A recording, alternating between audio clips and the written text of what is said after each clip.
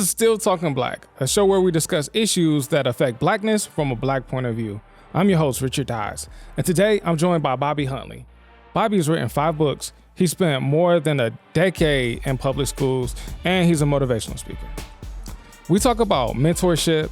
We talk about the school to prison pipeline. We take a look at everything that he experienced over his more than a decade in public schools, the things that he saw, the things that he feels like needs to be improved. He gives a unique perspective of how we need to come together and raise our kids as a village instead of a single unit. We talk about a number of different things, and I really hope that you enjoy it. So without further ado, here's Bobby. Good evening. My name is Bobby Ray Huntley. I'm an author of 5 books, inspirational speaker, the pastor of Test of Faith Ministries here in Virginia Beach, Virginia. Just recently retired in 2021 after 19 years with a large school division here in the state of Virginia. And I'm excited about this podcast. That's awesome. I'm glad you're excited. That's a good first step. Absolutely. It's a start. Yeah, see, even with your elevator pitch / your introduction, you've done so much. Like, it's even stuff that we've talked about that you left out of that. Of all the things that you've done throughout your life so far, right. What feels like it's been the most impactful? Working with youth. That's been so fulfilling. You know, my 19 years with the school division. Within those 19 years, I had a few positions. I started out as a security assistant, became an in-school suspension coordinator, which is abbreviated ISS, and also dean of students. And within those 19 years, I also had a character development mentoring program called the Gentlemen's Club for 14 years. And during those 14 years, over 600 youth, 600 boys have gone through the program.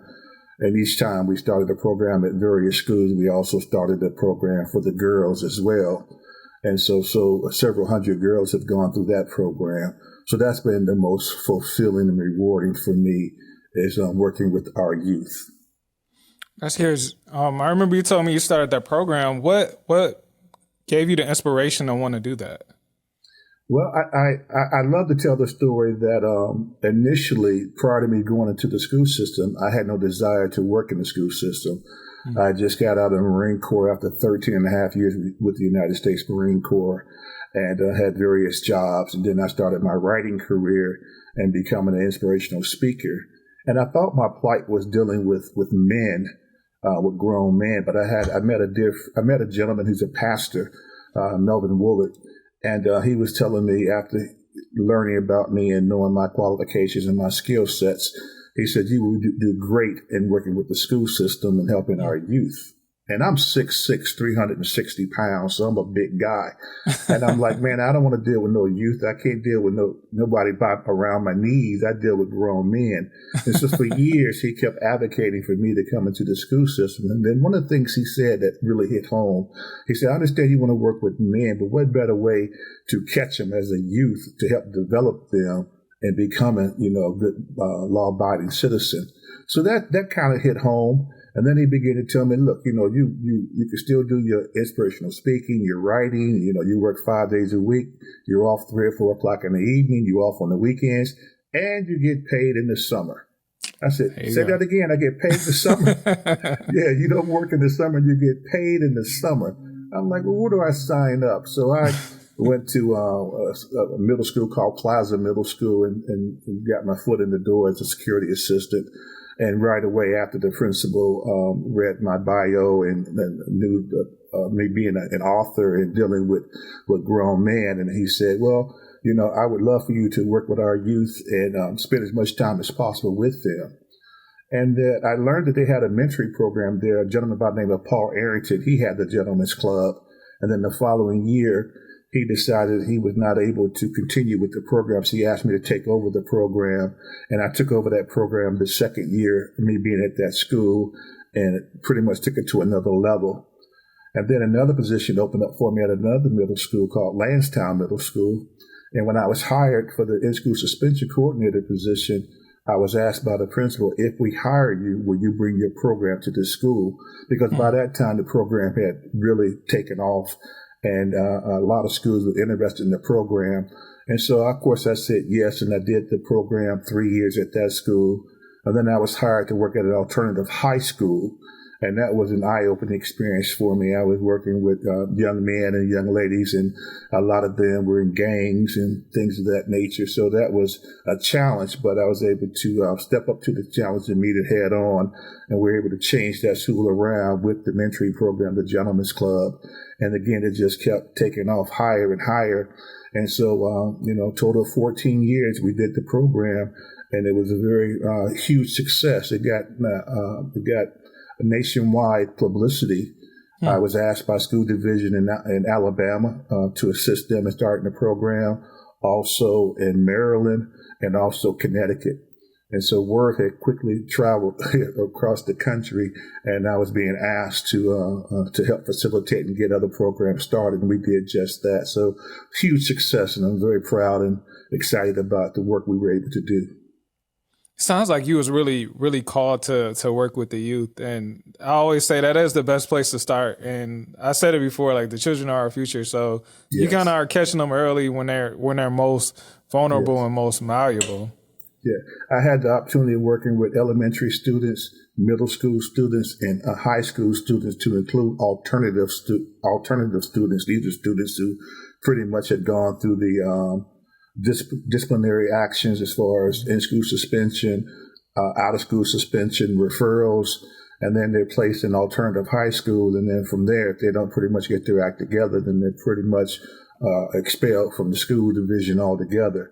So I was able to work with the youth in all different levels of education, and it was very rewarding. So no doubt that was my plight, or that was what my calling that God had me to do, was work with our youth, and it's been very fulfilling. Yeah, and I mean, even an alternative school like that, you talk about dealing with kids. Like, first of all, you said like, "Oh, I'm 6'6", 300." Like, that's the perfect person to deal with you, because ain't nobody gonna really, like, you too big to try. Right. Well, I had a few to challenge me, and that was interesting. And then, but I think that more or less it was my spirit that moved them. No doubt, my appearance got their attention, but I think it was my spirit, my calmness, my meekness that gained their trust, and then I was able to do great things with them.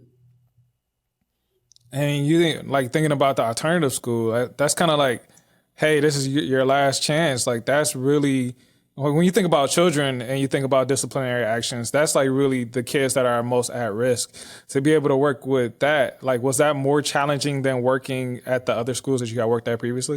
Absolutely. I actually had no idea it was an alternative high school. It was the assistant principal who I worked with when we were at the middle school. She had since gone over to the alternative high school. I had no idea where she went. But after a few years, she reached out to me. And I was not interested in switching schools or going to a high school. I was fine where I was at. But she reached out to me and told me of a position that opened up, and she thought I'd be great for the job. So I went in for an interview, and we went through the process. And I really had no idea what I was getting myself into, other than it was a high school. And that next day, coming through the high school, walking through the halls, and it was like profanity being spewed out. And I'm looking at these young men and young ladies, and it was not like they were trying to catch themselves or say, "Oh, I'm sorry, my bag," or anything like that. They continued on with their conversation. I was like, "Excuse me." And they would be like, What's the problem? You're cursing. And what's the problem? That's the problem. You're cursing. And so this was the atmosphere throughout the entire school. And I'm like, no, we can't have this. So slowly but surely, we were able to change all of that around. And in my 2 years there, I'm very excited of the accomplishments. We were able to, in the 2 years I was there, we had the highest graduation rate at the alternative school. We had our open house when we met the parents. It was the largest that they ever had. We had more students that was completing the program and then going back to the regular high school to graduate, and some wanted to just stay there and graduate. So it was like something they had never seen before, never experienced before. So we had gang members who joined my gentlemen's club, and they dropped their colors, as you would say, or their flag. You know, they stopped associating themselves with gang activities and really changed and turned their life around. One of the young men in particular, when I first met him, he was a sophomore. He was about 6'4", big kid. And he had just got into a huge fight. He had just got jumped by other gang members. He was bloodied. The ambulance came and he was gurdied off, to the hospital. And when he came back after a week, I convinced him to join my program. He ended up becoming the president of the program, ended up becoming an honor roll student, and finished up, went back to his high school, graduated from college, and doing quite well. So I have many success stories, but he's one of the ones I like to highlight because he really was able to turn his life around, being involved with the Gentlemen's Club. That is an amazing story, and it also kind of highlights the point that one person really can make a difference in other people's lives, and you never know what your contribution is and your calling, what that's going to do for other people. I think a lot of times when we get called to do something, or we feel like some other people say, like, oh, I feel like I'm drawn to it, or whatever words you might use. A lot of times we center ourselves in it and we say, how would this affect me? Mm-hmm. But it's like, sometimes it ain't about how it affects you, it's how it affects the rest of the world. And it sounds like Absolutely. You've made a big impact. Yes. And the funny part is that, again, I went into this not really wanting to deal with students, but found it to be a passion, a calling, a true calling of mine. And so I learned a lot from our youth. One of the things I've always tried to instill is respect. And I learned that, it took me a while, but I learned that our youth want to be respected. I'm from the old school. I grew up in the 60s, and, I come from a family where you were seen and not heard, mm-hmm. and when adults are speaking, your mouth are closed, and you spoke when you were, you communicate when you're spoken to, so I grew up in that era, not so much so with the youth today. But I learned that they want respect, and if we would just meet them where they're at and then bring them to where we want them to be, it makes life a lot easier on everyone. Yeah, you sound like my dad has told me a lot of stories like that. So it's like hearing you say that, it's like, yeah, my dad has said it like the exact same thing. And, yes. Like I'm in a generation where I'm like, I'm in between, like two like really different generations. So I'm like somewhere in the middle. So I got to see how things were. Like I remember before it was internet and computers and cell phones everywhere. And, like I see the new stuff and I see the old stuff and I see how like your generation was raised and how like some of the things that happened to you guys, like out of Black love and out of the different things, like, like our grandparents and great grandparents just do the best they can. Right. But like the way that you handle kids now is so different. Like how much of a shock was that for you? Like learning like what worked for me and what kept me in line back when I was a youth might not work on these new kids, because these new kids ain't built the same way that we are. That's true. And I take it back to, again, respecting them and understanding that it is a new generation, and understanding that they are privileged to a lot of things that we were not privileged to, me growing up. The only time I stayed in the house when it was time to eat or go to bed. Other than that, you stayed outside. You stayed outside. You played. You didn't even come home when you were thirsty. You just went to the neighbor's house and drank from the water holes or something like that, But yeah, this is a different generation, and they have their own plight, their own struggles, their own things that they're dealing with. And I think we have to understand that, we can't expect them to be like we were, but at the same time, encourage them and instill discipline and teach them. And the other huge factor is that it took a generation, it still takes a generation, takes a village to raise our children. We can't do it alone. And I think that's what this generation is missing, because not enough of neighbors, not enough of people in the communities, not enough teachers or churches, whatever, that's in our communities, not enough are getting involved. We're leaving it up to the single parent, and sadly enough, that's what takes place in a lot of the homes, single parenting, whether it be the mother, the father, in most cases just the mother, or it's the mother, the sister, and the aunt and the grandmother, and there's not a positive male role model in the household. The father's not there.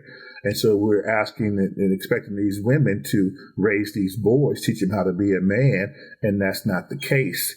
One of my books, Mother's Pleas, which is a self-help book for single mothers, I make that profound statement on the cover that a woman cannot teach a boy how to be a man. It takes a man to do that. It's not in the woman's DNA.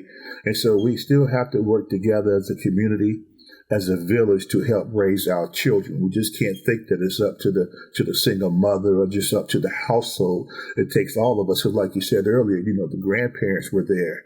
The aunt and uncles was there. The neighbor down the street was there. Everybody was involved in raising our children. And so that's what we really need to get back to, is everybody lending a helping hand and helping this generation.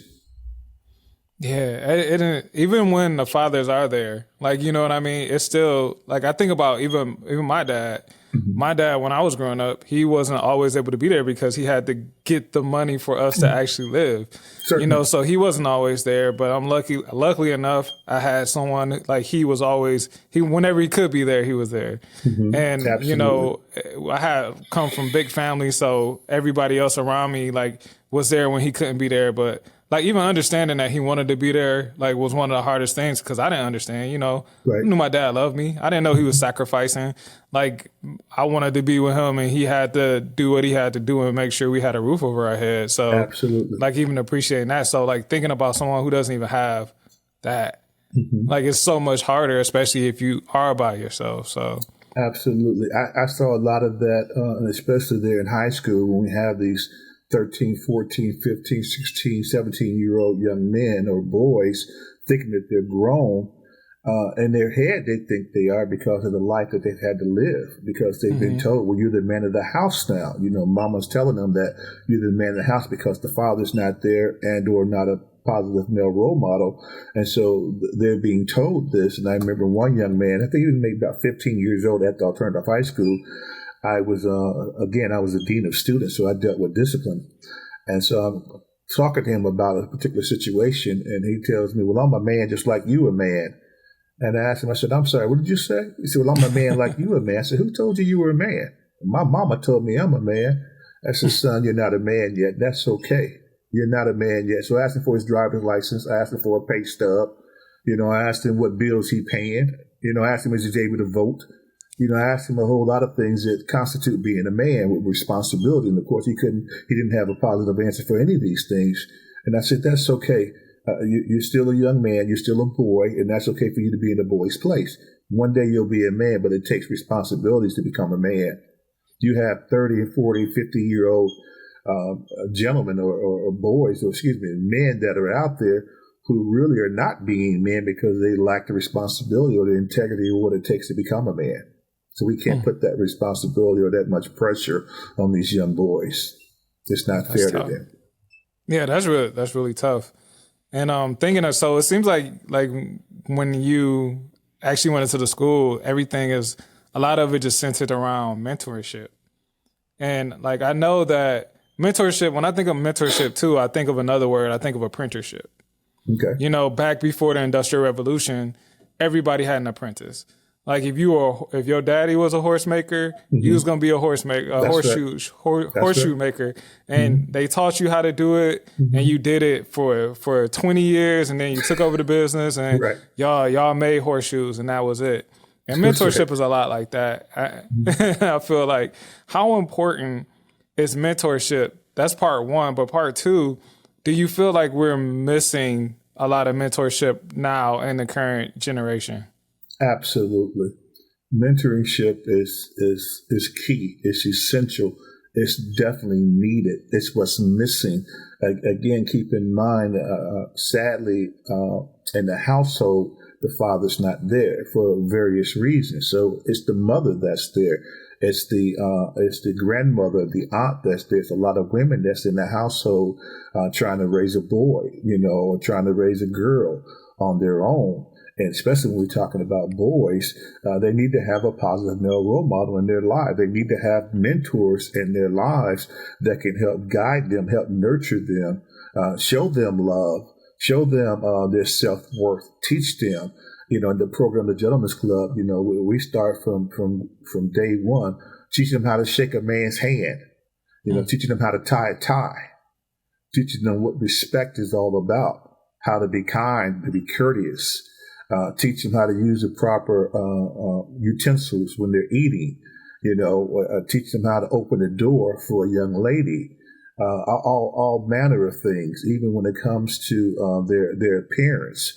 Teach them how to, prepare their clothes, that a young man should always take a shower, should take a bath, use deodorant, wear cologne, brush your teeth, check yourself in the mirror when you get up before you go out the door. All these things that they would probably get if their father was in the household or a positive male role model, they would emulate that man that's in the house. And these are the things that a man does. A man takes care of not only his home, but he takes care of himself first. Proper grooming habits and things of that nature, communication skills, all these things. A lot of us are missing with our youth. That's what's missing with our youth, because they don't have a mentor. So it's programs like this that is definitely needed in every school. And we have young men that comes into the program that have a father at home. The father is very fluent there in the household, doing all the things he's supposed to be doing. But again, keep in mind, it takes a village. We're not an island on our own. We all need to be in it together, lending a helping hand. And so that is the key. Mentorship is very essential in every school. I advocate that to the utmost. Yes.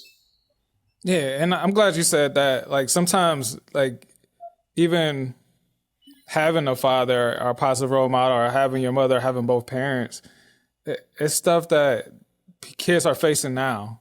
Yes. That even I didn't have to face, like growing up, and it wasn't I'm old enough, but I'm not that old to where I don't remember what school was. Right. Now we have a whole generation of kids that go to school, and they could be in a good neighborhood and they could have to worry about possibly being shot and killed in school.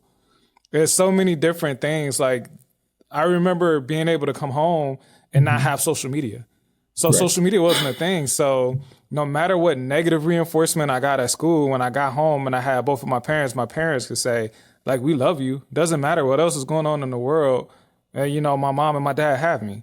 And now, like, you can do that, but at the same time, that negative noise can still get into your kid 24/7. And it's going to make more noise than the parents. So it's like, it's like so much. I feel like it's even more important to have that reinforcement. And I think two solid parents, it's hard for them to carry that out by themselves. Absolutely. And again, this is where the not only the mentorship, of course, but you have your sports, you have your other after school activities that a child can be involved in. Anything that will keep their mind occupied, keep them from falling astray, or keep them from hanging out with the wrong people. A lot of things that we did again with my mentoring program. You never believe, or would probably never guess, what is the very first field trip that I would take my guys on every school year. Can you give me a guess? Very first field trip. See, I would think it's like Scared Straight. Like I would take them to like a prison or something like that. Absolutely. We went to jail. And we would, school was started, September? By October, our very first field trip is always to the jail and to the courthouse. Now, I don't run a Scared Straight program. These young men that's in the program, they're not in there because they're, doing bad things, or they're all bad students with bad grades. We have honor roll students that was in the program. My program, the only qualification, you had to be a boy and you had to attend that particular school. That was it. Your grades wasn't an issue to join, but that's something we took care of while you were a part of the program. But we would go to jail. We would go to the courtroom, sit there and listen to a lot of the cases. They would see the inmates come in with handcuffs or whatever the case may be. We hear the trial. We sit down and we observe all of these things. And then we would actually go and have lunch in the cafeteria with the sheriff deputies. We would interact with the sheriff deputies. And then we would put them in the cell block, close the door, and let them get an opportunity to see what it's like being in jail. And they would see what type of food the inmates are eating. They would see that there's no doors to the toilet. People are watching you, what you're doing. There may be a sheet covering you to take a shower, whatever the case may be, but everything is right out there in the open. So they got that experience. And then we would go into a conference room and they would actually hear an inmate share their stories on how they landed in jail. And I would tell you 9 out of 10 times the inmate would always say, my trouble started in middle school. When I started misbehaving, I started hanging out with the wrong crowd. And they would always say, I wish I had a program like what you're going through, because if I had this program, I probably wouldn't be here today. So that was good to hear them say that. And then, it was nothing that we asked them to say. They were just being honest. And these inmates would come in with handcuffs, shackles around their ankles. And we had one young lady that was an inmate. She came in. And I'm thinking to myself, well, what is she going to tell these guys? But her story was very scary about her life of drugs and what she went through. And so after hearing these things, then our students would have to come back and by our next meeting, have me at least 2 paragraphs of what they learned while being on this particular field trip. So that field trip was just to get their attention. I used that to open up their eyes and let them see. One of the models that we had was that it doesn't matter. We actually had 2. One is that it doesn't matter where in life you come from, but what does matter is where you allow yourself to end up. And then the other model was, if you're not on the right path, then the wrong path lies ahead. So I wanted them to see what the wrong path looks like, where you would end up if you're on the wrong path. Now, as far as the right path is concerned, we would take them to colleges and universities. We'd take them to do fun things, basketball games, college basketball games, football games. We were blessed one year with the help of a donation. We were blessed one year to charter 2 buses. We went to the White House, to Washington, D.C., and we actually took a tour of the White House. So that was very awesome. And, of course, we also toured Martin Luther King's memorial. Mm-hmm. So we did a lot of things within the community and raised money. We bought these young men shirts and ties and suits and things of that nature, because when you came to our meetings, you came to school dressed in a suit. So they learned a lot in the program. We did a lot with our young men in the program.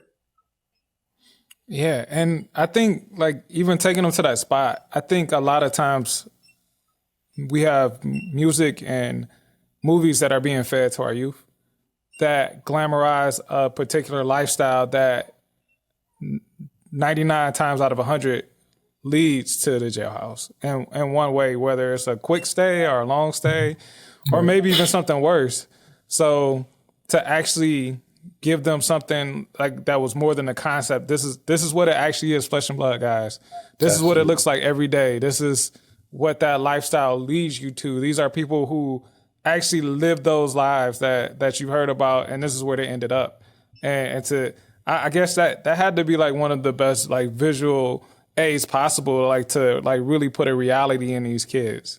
And that's what was awesome about when they wrote their paragraphs, because they had an opportunity to see it with their own eyes and listen for themselves, from the court setting, listening to the judge, listening to them being sentenced, listening to the young man or young lady trying to plead their case, asking for mercy, whatever the case may be, and then actually hearing the inmate themselves speak on their plight, being a drug dealer or skipping school, robbing, whatever the case may be. They heard these true stories.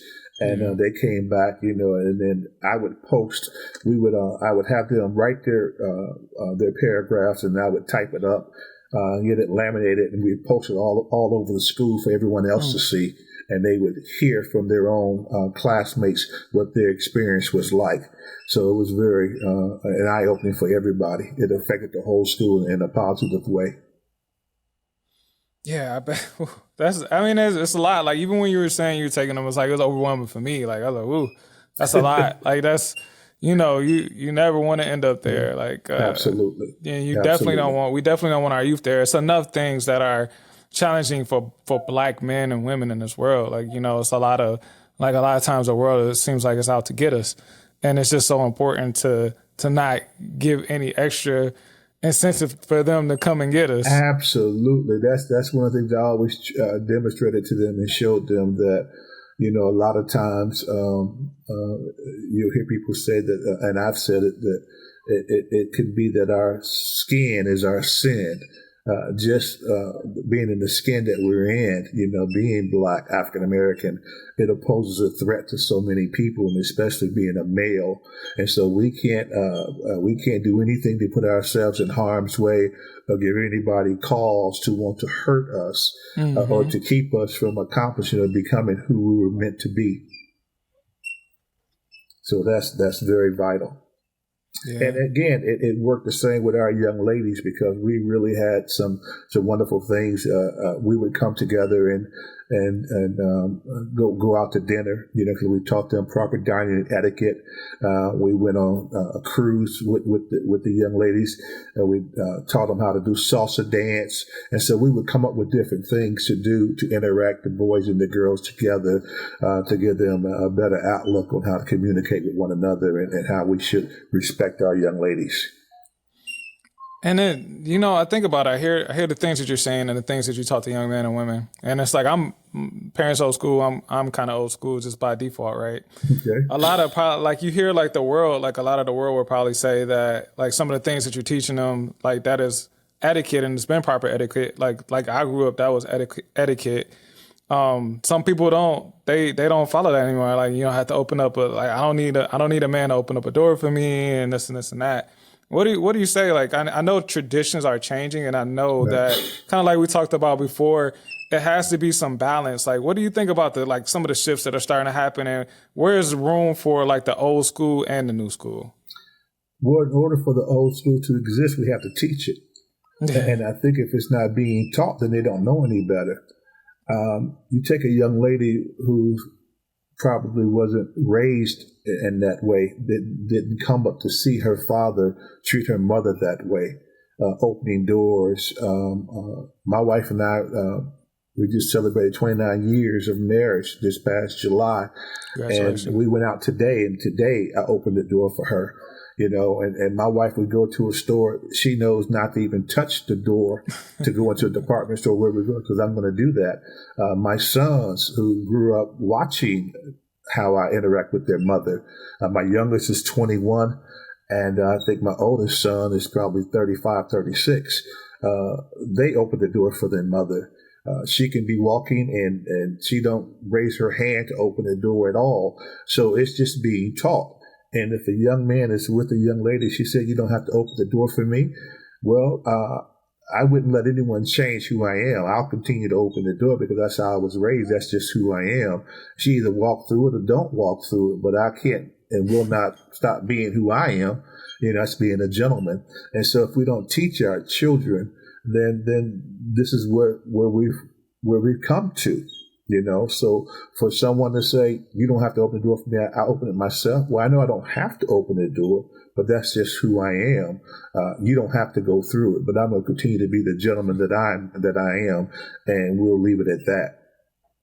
Gotcha. So 19 years in the school system. Yes. What are some of your biggest takeaways? Because I know you got to see like so many different sides, especially with all the different positions that you had in the school. Like, what are some of your biggest takeaways from being in the school system so long? And maybe, like, what are some things that we can do to make that experience better for the kids? And, I mean, I guess, and the parents and the teachers as well. Well, I would say that I think everything starts with the administrators, with the principal, the assistant principal, with the counselors, the teachers. But I think everything trickles down. And as so in life, even on a job, with the supervisor, the manager, or whatever the case may be, I think the administrators are the ones that really set the tone for how well that school is going to operate. I've had the privilege of working with some wonderful principals, and I've had opportunities to work with not so wonderful principals, and it pretty much dictated how the school was being ran, to where the morale was down as far as the teachers is concerned, because the relationship wasn't strong. And if the teacher's morale is down, you can certainly understand why there's a distance between the teachers and the students, because the teacher's not being treated fairly or with much respect, and it trickles down. And so I've been in schools to where that was the case. I've been in schools where the principals were just great people, They respect the teachers. They respect the parents when the parents came in. And then, so the morale was great in the school. The students worked well. They knew that they were loved. The grades were there, the tests were there. And so everything was in a positive manner. So it can go both ways. And I think that we need to be fair and honest with everyone, especially with principals. And if you have principals or teachers that are not doing the job, then we somehow need to replace them and get teachers who still care about teaching and educating our children. So it certainly starts with the teachers. It starts with the administrators as well as the superintendents and school boards. I've had the privilege of being on some of the school boards and going there and speaking with the school board members, because that's who do the hiring as far as superintendents are concerned, and so, they too are the village. And I think that if we would treat everyone with respect, with courtesy, and the principals would listen to their teachers, give them the time they need to prepare their lesson plans, and not to be a taskmaster, not to rule over them with the whip, but give them the reign that they need, the freedom that they need to properly teach our students. I've seen some wonderful teachers who have a unique way of teaching. The job got done. But because they didn't follow that particular curriculum, or they weren't on that particular task at that particular minute, there was an issue. And when you affect the morale of the teachers, you affect the morale of the students. And then you have some principals, sadly enough, just didn't care. Was just in it for a paycheck. And so there's still a lot of work to be done within the school system. I base it again on my 19 years and me being at various schools, to the point that my last book that I wrote came out last year is titled The Shaping of Our Future Generation, Putting a Plug in the School to Prison Pipeline. I do believe that there is such a thing as school to prison pipeline, which means that a lot of things that's happening to our youth, to our children, especially African American and brown children, where they're being a lot of referrals are being written on them, a lot of discipline is being put on them that's unwarranted, uncalled for. And you're stacking all these negative reports on them, and they ultimately are getting in-school suspension, out-of-school suspension, being placed at an alternative high school. Kids are being left behind, and then they get to a point where they're so far behind, then they decide to just drop out of school. And when they drop out of school, there's no guidance. There's a lot of time on their hands, so they're roaming the streets. They're out doing things they shouldn't be doing, whether they're carjacking, going into stores, stealing, or whatever the case may be, and they end up going to court and going to jail. Hence, school to prison pipeline. We're building more jails that are private jails than schools. And when you build these private jails, they have to be housed. Money have to be generated, and the money is generated by putting people in jail. And so that's a serious problem. So my book illustrates a lot of the issues, a lot of the problems. Again, the shaping of our future generation, plugging the school to prison pipeline. Excuse me. Yes. Yeah, I'm glad you brought that up, because that was something I was going to ask you about, because we talked about it before, but I didn't really even understand the school to prison pipeline, and I didn't really get it. I think the first time I really got it, and on the first episode, I kind of talked about not the school to prison pipeline, but growing up in Detroit, going to school in Detroit, and then being a visitor in a suburban school, seeing how different the classrooms and everything is laid out. And me, like when I graduated from high school, I went to university. So university for me was like culture shock, because everything is open, it's wide. It's just different. But sure. Then being able to go to some of the suburban schools and seeing like those suburban schools looked a lot more like college. You know what I mean? And then also never have gone to prison, like seeing pictures and seeing the rooms and the way they set up, and it's like, wow, that looks a lot more like the schools I went to than the colleges that I attended. Right. And I didn't really understand it. And it's something, it's a term that you hear a lot. but I don't think it's a term that everybody really understands that Right. what's going on. Certainly.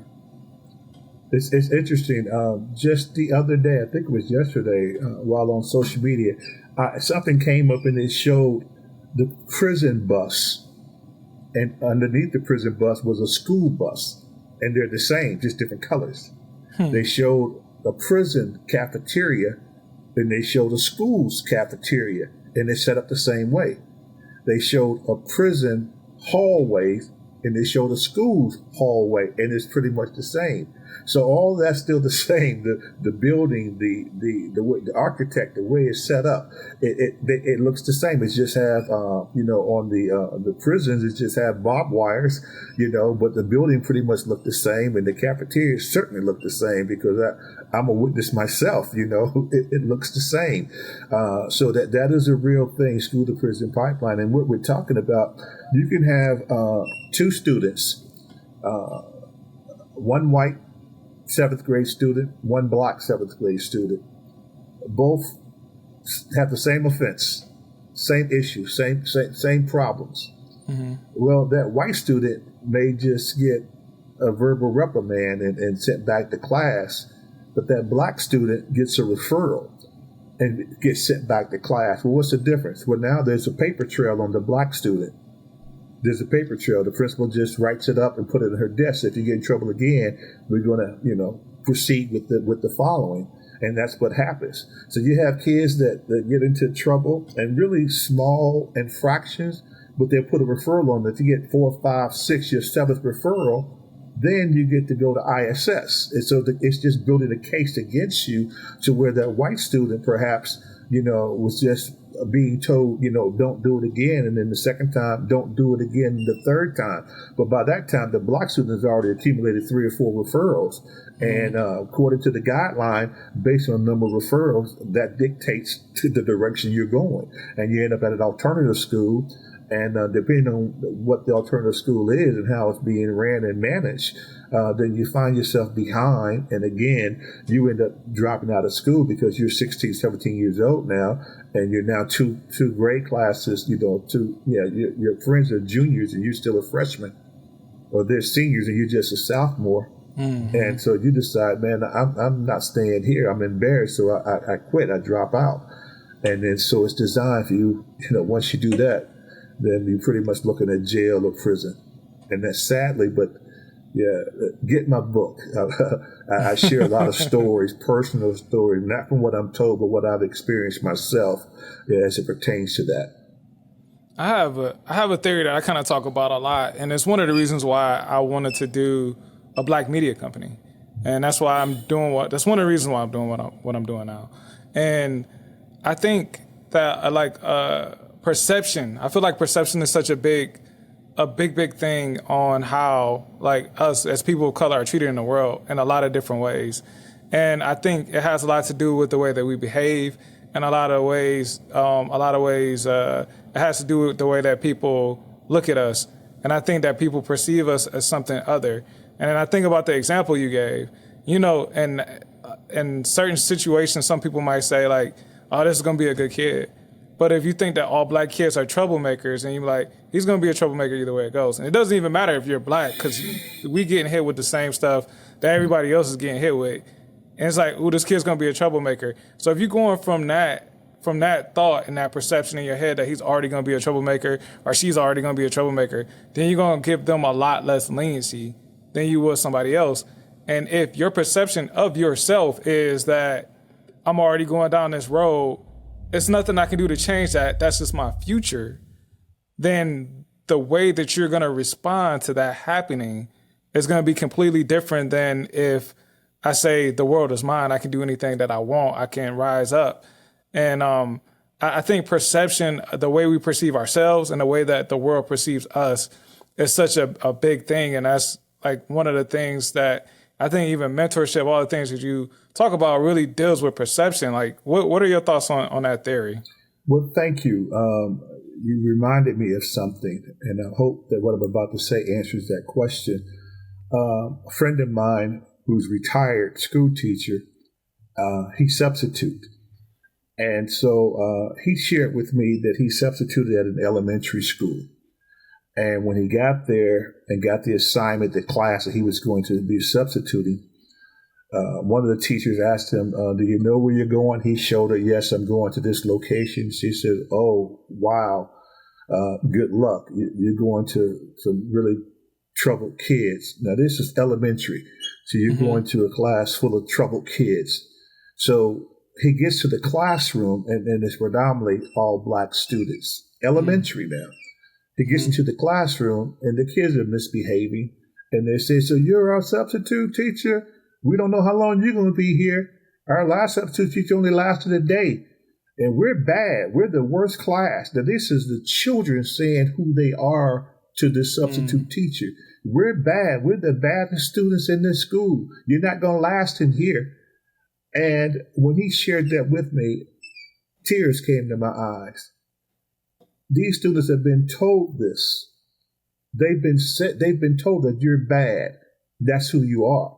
So they've come to realize that and to accept that and speak that. They're speaking that over their lives, that they're bad. And so they're behaving that way because that's what's expected of them. So teachers and whoever else are telling our children that you're bad, that you're not going to amount to anything, that that's just who you are. And so they receive that and they're speaking that. And that hurts me to my core.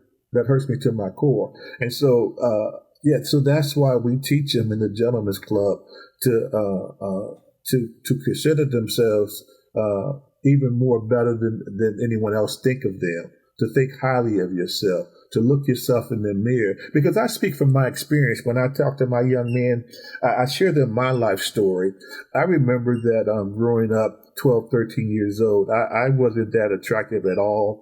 I was a little heavy set. I had bad skin complexion, and I had a large head. And sometimes I had a girlfriend. There was other times I didn't have a girlfriend. So being an adolescent wasn't that too great for me. And so I remember looking in the mirror and asking God, why'd you make me so ugly? Why'd you make me? And I remember crying in the mirror where my brother, who's just 10 months older than I am, beautiful complexion. You know, the girls loved him. He never had a problem with dating, you know. And so, but looking at my life and my appearance, I was pretty much down on myself. But I grew into who I am. I didn't know that I would become 6'6", and my brother would only be 5'10". So I grew to be 6'6". I had a big head for a reason because I had to support this big body that I was going to later have. Now, I didn't always have the weight that I have on me. I used to be slim and trim, you know, and GQ ready to go. And so I would share these stories with my young men that it's not about how you look now because, you know, your life's going to be so much better. Trust me, you're going to do great. Just get this education, learn this, get this knowledge, get as much knowledge you possibly can because it's going to prepare you for the rest of your life.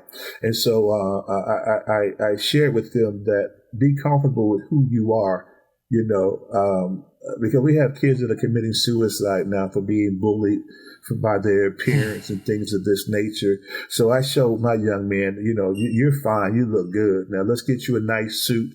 Let's teach you how to tie a tie. Let's teach you how to take care of yourself. Let's teach you how to wear some nice smelling cologne. Let's teach you how to properly speak. You know, allow me to instill these things in you, and then you'll grow to be great. I see my young men now who are 21, 22, 23 years old with family, with their children. And when they see me, they get so excited. I said, Mr. Huntley, remember me? I was in middle school. I was in your program. And they turn out to be some fine young men that are taking care of their family. You know, their wives are happy because they went through the program. And I hear a lot of success stories. But it's all about what we speak to our children. It's all about what we say to them. And if you don't mind, I want to share when I talk about respect, respect, RESPECT, not the Aretha Franklin's version, but this is the acronym that I came up with as far as respect. The R is recognizing, assessing, and understanding today's youth. We have to understand who we're dealing with and what our children are going through. A is encouraging them to succeed in life despite their circumstances. S, seeing through their eyes what the world has to offer them. P, plan to lift them up, never tearing them down with words or deeds. E, equipping them with the tools needed to succeed in life. C, challenging them to love themselves by respecting themselves. T, trusting that the seed you deposit into them will bring forth its fruit and its season. That's respect. And I think that's very well said. You said a lot of like great things, and that whole thing you did definitely answer my question. And like even hearing that about the elementary school is very sad because at that age, whatever you tell them, they're gonna live up to it. They're gonna pursue it. They're gonna repeat it. They're gonna regurgitate it. They're gonna at elementary school age, you're gonna internalize it. Yes. And the crazy thing is that depending on someone's perspective on that kid, those kids could have just been being kids. It could have just been they doing the same thing that any other colored kids would do. But sometimes people will look at, they black kids, they're doing something. It's different when they do it. It's more violent. It's more bad. It's more rough. And then you tell them they're bad, and then they try to live up to being bad. It's just, certainly. That's tough. I can understand why you want to shed a tear on that. Right. Now, at this stage right now, being retired, I have, along with 3 or 4 other friends of mine who have retired, we've formulated this organization that we call 757, which is our area code. The movement, it still takes a village. And what we do, and when we hear of cases of our children in school that are going through disciplinary actions and are being faced with out of school suspension, or either going to the Renaissance Alternative High School, or going before the board to be exposed or expelled from school, the parents reach out to us, and we come together and we look at the case. We take a look at what we call charges or what have you, that infractions that's on this child, and we come collectively together and go to the school board hearings, go to what we call the Office of Student Leadership that decides what to do with them, and then we speak on the children's behalf. And what I find interesting, what you just said, they forget that we're talking about kids. That kids do what kids do. So the young man was running down the hallway. You mean to tell me that your whole time in school you never ran down the hall? I know I did. So they knocked on the teacher's door and ran. You never done it? I know I did. If I was penalized and in a sense nailed to the cross, then I probably wouldn't be the man that I am today. A college graduate, with 2 degrees, an author of 5 books, an inspirational speaker who's traveled the country, and a pastor of 20 years, a mentor, an advocate. I probably wouldn't be the man I am if I got nailed to the cross for everything that I did. So we have to understand that and come together and speak up on the behalf of our children, and not let that single mother walk into these meetings, these school board hearings, along with no representation. So it sounds like even in retirement, you still got a lot more work to do. I'm going to work until God calls me home. That's awesome. Well, look, I want to thank you for coming on the show. I really appreciate everything that you shared with us today. Thank you. It's been a pleasure. So again, I'd like to thank Bobby for coming on the show. If you'd like to learn more about him or the things that he does, maybe look at his books, you can find that information in the show notes. Still Talking Black is a Crown Culture Media LLC production. You can find out more about Still Talking Black at stilltalkingblack.com. If you enjoyed this episode, please like, subscribe, and share with a friend. But until next time, keep talking.